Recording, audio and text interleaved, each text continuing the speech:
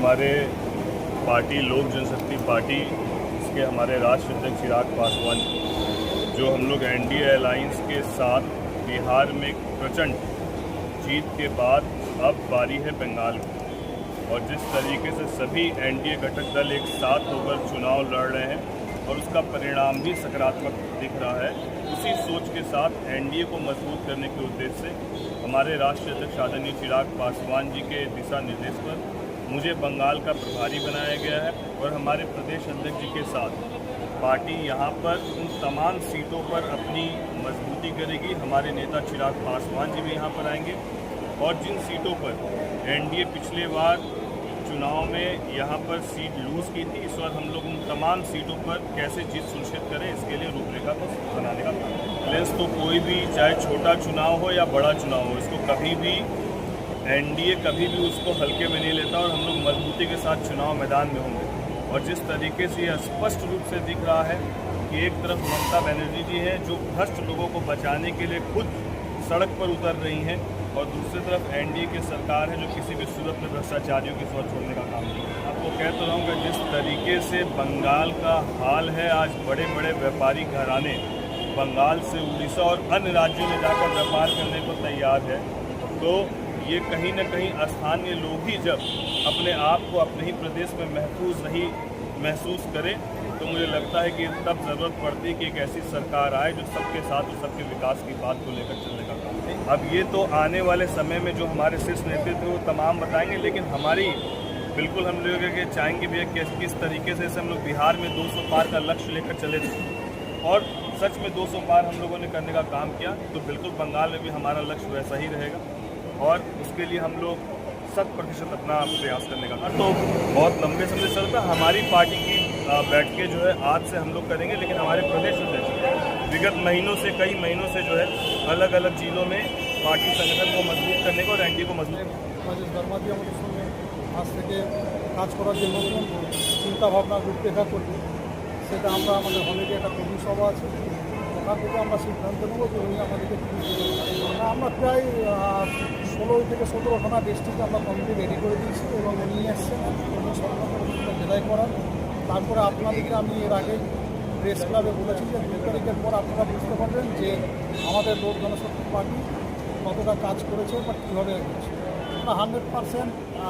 আমাকে যখন দায়িত্ব দিয়েছেন আমার সর্বভারতীয় সভাপতি চিরাগ পাসওয়ান এবং একজন ভালো যোদ্ধা দিয়েছেন আমার কাছে বর্মাজিকে, 100% জীবিত থাকবে এই পার্টি, মরার কোনো চান্স নেই। जिस तरीके से बंगाल में अपराध अपने चरम पर है, भ्रष्टाचार अपने चरम पर है, और सबसे बड़ी बात उस भ्रष्टाचार को संरक्षण देने का काम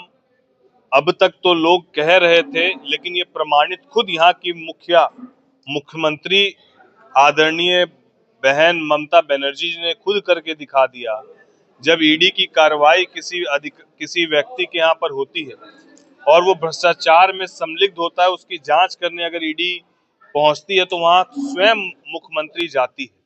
अब आप सोचिए कि ये केवल भ्रष्टाचारियों को संरक्षण नहीं दे रही है,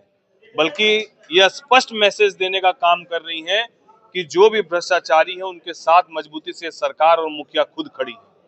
जिस तरीके से यहाँ पर अन्य टीएमसी के अलावा जितने भी एनडीए के साथी प्रचार प्रसार में जा रहे हैं,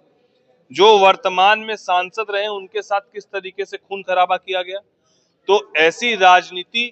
जिसमें केवल तानाशाही और गुंडागर्दी और भ्रष्टाचार हो, इस राजनीति से बंगाल के लोग अब उब चुके हैं। बंगाल के लोग अब बदलाव चाहते हैं। जिस तरीके से बिहार में लोगों ने विकास के मुद्दे पर 200 से ज्यादा सीटें जिताकर एनडीए को दी है, बंगाल में भी इस बार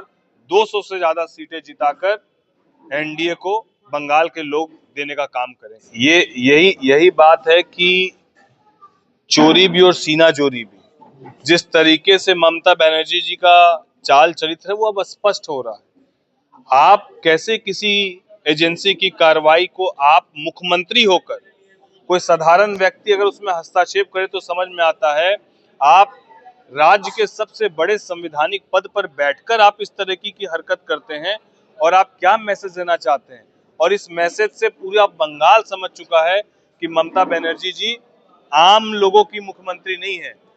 बड़े और व्यक्ति विशेष की मुख्यमंत्री है, जिनको बचाने के लिए अगर उनको अपने घर से बाहर निकलना पड़े और उनके घर तक जाना पड़े तो वो जाने के लिए तैयार है। लेकिन कोई आम आदमी जिसके साथ टीएमसी के लोग मारपीट करते हैं, कोई आम गरीब व्यक्ति जो आज भी 3 वक्त का जिसको भोजन नहीं मिल रहा, क्या उसके उनके पास ममता बनर्जी जी चलकर अपने पूरे घर से निकलकर वहां तक पहुंची है? लेकिन नहीं, जो अफसर, जो पदाधिकारी, जो लोग भ्रष्टाचार में संलिग्ध हैं, उनके घर तक जाने का काम मुख्यमंत्री करते हैं। हम लोग अपने मुद्दों को मजबूती से रखने का काम करेंगे। जो उनके भ्रष्टाचार हैं उसको पूरी तरीके से हम लोग लोगों के बीच बताने का काम करेंगे। हम लोग ये बताने का काम करेंगे किस तरीके से बंगाल में विगत 5 सालों में, 10 सालों में बड़े बड़े उद्योगपतियों ने बंगाल से अपने आप को अन्य राज्यों में पलायन किया है, अन्य राज्यों में वो अपने व्यापार को स्थापित कर रहे हैं। उसका कारण क्या है, ये बताने का हम लोग काम करेंगे। ये बताने का हम लोग काम करेंगे कि ममता बनर्जी के कार्यकाल में और एनडीए के कार्यकाल में क्या अंतर होगा। उस सारे विजन डॉक्यूमेंट्स के साथ हम लोग बंगाल में लोगों के बीच आएंगे। हमारा उद्देश्य स्पष्ट है, सबका साथ, सबका विकास, सबका विश्वास। उसी के साथ हम लोग बंगाल के चुनाव में मजबूती के साथ उतरेंगे। कहीं किसी भी पार्टी या दल की शुरुआत एक व्यक्ति से होती है। जो लोग रोकना चाहते हैं वो जितना रोकेंगे पार्टी उतनी मजबूत होगी। हमारी पार्टी आज बिहार में हमारे 19 विधायक हैं, 2 मंत्री हैं, नागालैंड में हमारे 2 विधायक हैं, झारखंड में हमारे 1 विधायक है, 5 हमारे सांसद हैं, 1 हमारे केंद्र मंत्री हैं। आने वाले समय में बंगाल में भी हमारे कितने विधायक होंगे ये महत्वपूर्ण नहीं है। एनडीए की सरकार यहाँ मजबूत करने का काम करेंगे और दूसरी तरफ पार्टी संगठन ये भी निर्णय लेगा एनडीए के सभी वरिष्ठ नेताओं के साथ मिलकर कि किन सीटों पर पार्टी को और कितनी सीटों पर पार्टी को चुनाव लड़ना है। ये एनडीए के सभी हमारे सीनियर लीडर जो है वो मिलकर तय करेंगे।